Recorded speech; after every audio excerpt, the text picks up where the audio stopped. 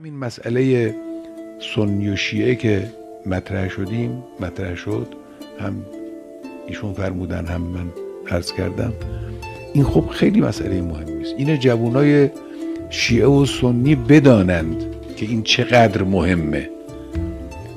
امروز از این اختلافات، از این دلخوری هایی که گاهی به وجود میاد، یا از این طرف یا از اون طرف، دشمنان دارن استفاده میکنن.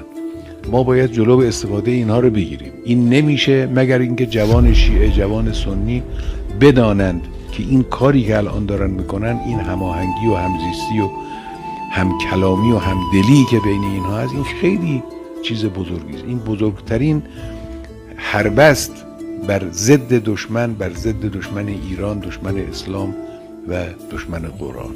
این رو حفظ کنن، بدانن. اینها رو بایستی به شکل ملموسی به ذهن مخاطبان